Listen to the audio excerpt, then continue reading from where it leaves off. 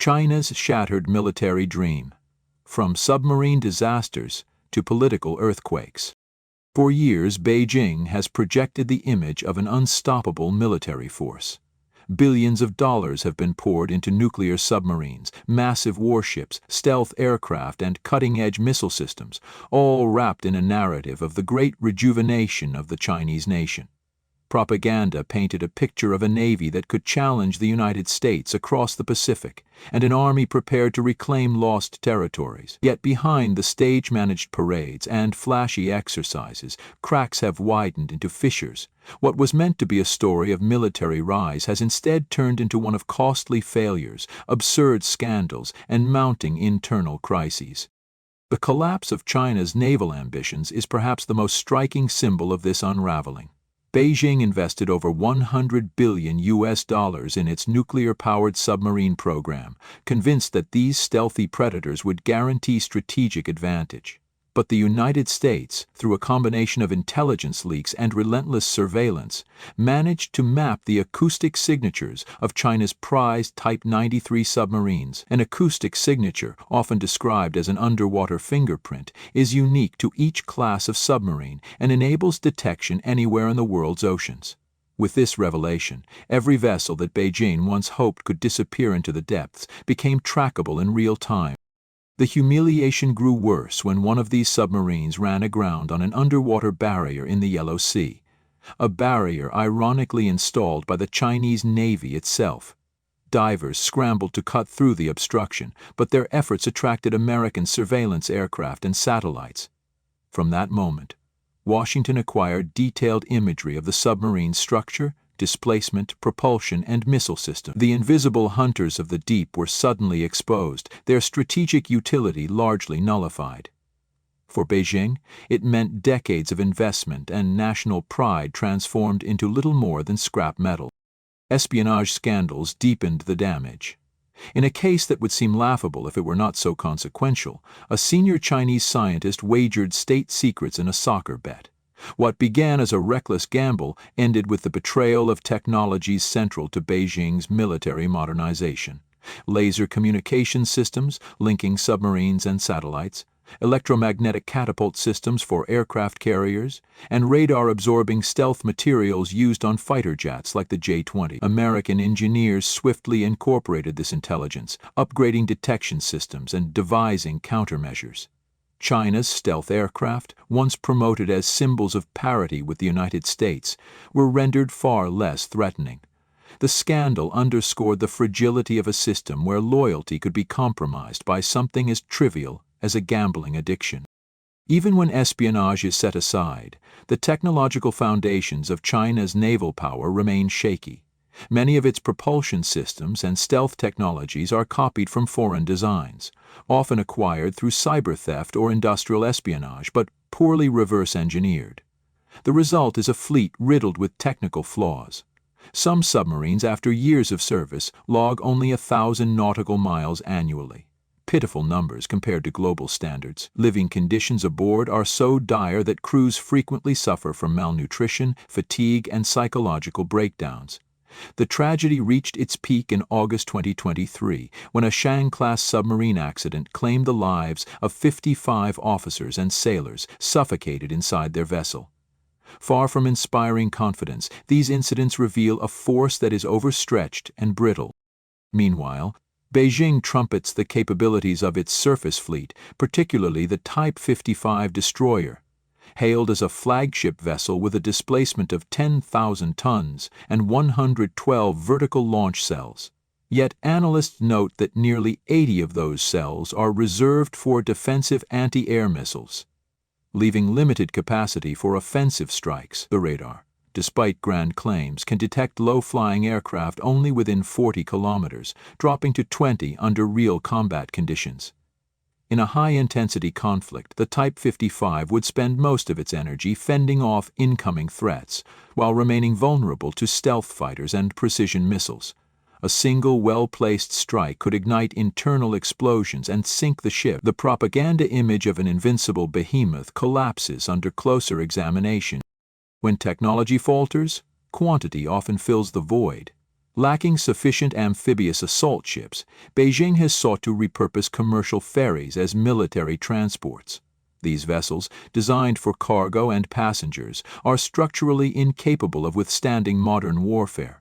They lack armor, electronic countermeasures, and defensive systems, making them floating coffins in the event of missile or submarine attacks. Yet Beijing insists on rehearsing with them, as if sheer numbers could overcome physics and firepower.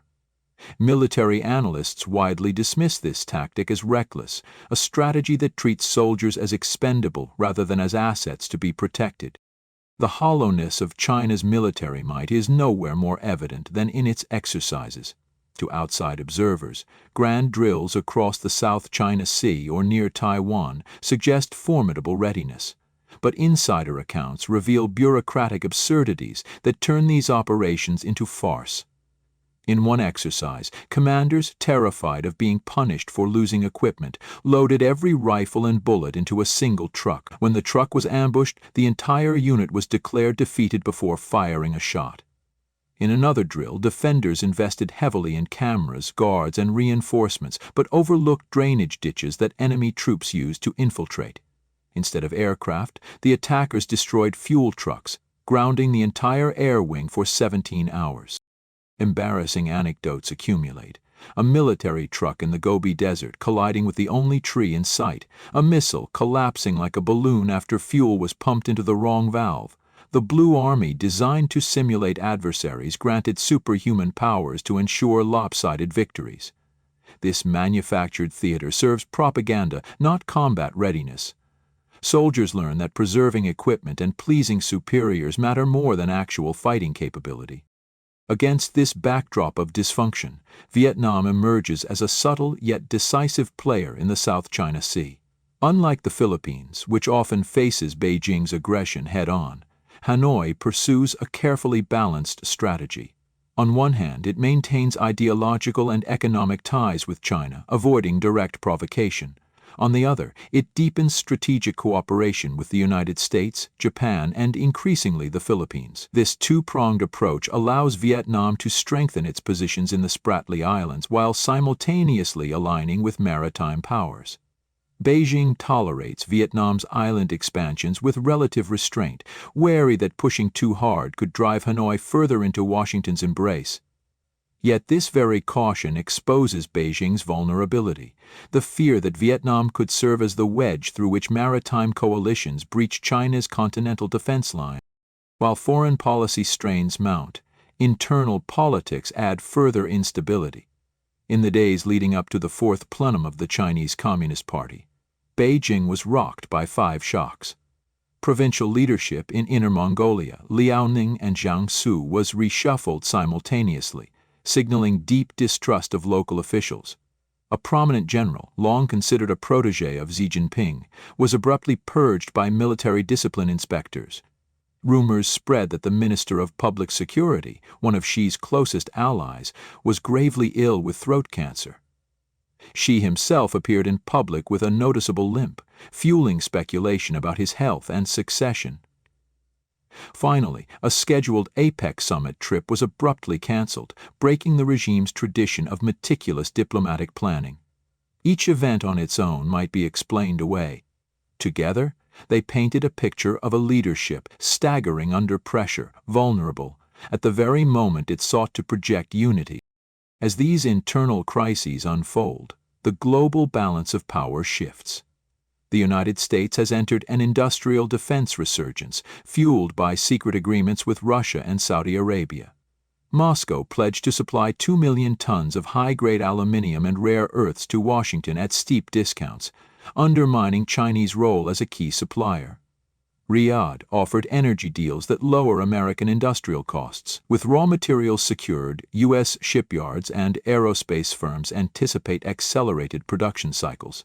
Technologies that once required a decade to mature, hypersonic systems, advanced composites, AI-driven command platforms, could now emerge in 2 to 3 years. If this trajectory holds, Beijing's narrow window of parity will close swiftly, leaving China outmatched on every front. Amid these developments, China's military parades and aggressive maneuvers resemble political theater more than genuine preparation. The irony is stark. Xi Jinping has invested unprecedented resources into building a world-class military capable of winning wars, yet the deeper reality is one of fragility, dysfunction, and growing vulnerability. The narrative of strength hides an apparatus consumed by corruption, weighed down by bureaucracy, and undermined by technical inferiority. The South China Sea, Taiwan Straits, and East China Sea will continue to witness Chinese shows of force. But behind the roaring jets and gleaming warships lies a far weaker truth. Submarines worth billions are compromised by their own noise. Scientists entrusted with secrets betray them over gambling debts. Soldiers train under conditions where bureaucracy outweighs survival, and political leadership, shaken by health concerns and power struggles, cling to authority even as legitimacy erodes. The real question is not whether China will surpass the United States militarily. It is whether Beijing can sustain its own bloated and brittle system long enough to avoid collapse from within. Every submarine accident, every espionage scandal, every political purge chips away at the illusion of strength. What remains is a military dream built on sand, vulnerable to the tide of reality that grows stronger with each passing year.